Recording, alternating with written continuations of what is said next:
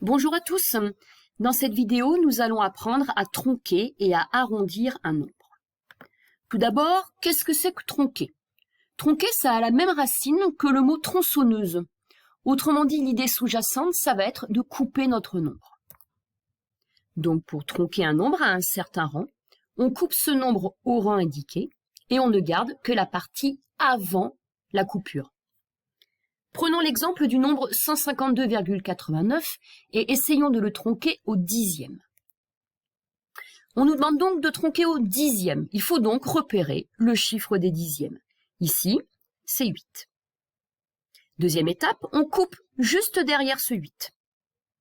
Et enfin, on élimine la partie qui est juste derrière la coupure. La partie qui est juste avant la coupure, donc 152,8, nous donne tout simplement la troncature au dixième que l'on attendait. Passons maintenant aux arrondis. Arrondir un nombre, qu'est-ce que c'est? Eh bien, c'est en trouver une valeur approchée. Prenons l'exemple de 568,27 et essayons de l'arrondir au dixième. Ce qu'on attend de nous, c'est donc de trouver un nombre décimal qui n'a qu'un chiffre après la virgule, puisque le chiffre des dixièmes, c'est le chiffre après la virgule. Et ce nombre doit être le plus proche possible de 568,27. Pour cela, on peut s'aider d'une droite graduée. Plaçons sur cette droite le nombre 568,20, autrement dit 568,2. Plaçons aussi le nombre 568,30, autrement dit 568,3. On place assez facilement le nombre qu'on nous donnait, 568,27. Et on se rend compte, c'est très visuel, que notre nombre est bien plus proche de 568,3 que de 568,2.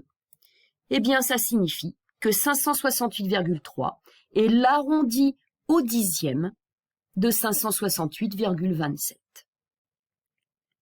Passons maintenant à une technique plus pratique pour trouver ces fameux arrondis. Nous allons reprendre notre exemple, 568,27 que l'on veut arrondir au dixième. Première étape, eh bien, il faut tronquer au rang indiqué. Autrement dit, ici, on tronque au dixième, juste derrière le 2. Deuxième étape, on observe le chiffre juste derrière la coupure. Ici, c'est le chiffre 7. La règle est la suivante.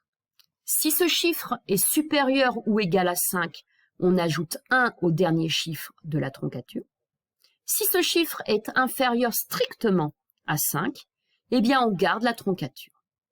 Dans notre cas ici, 7 est bien supérieur ou égal à 5.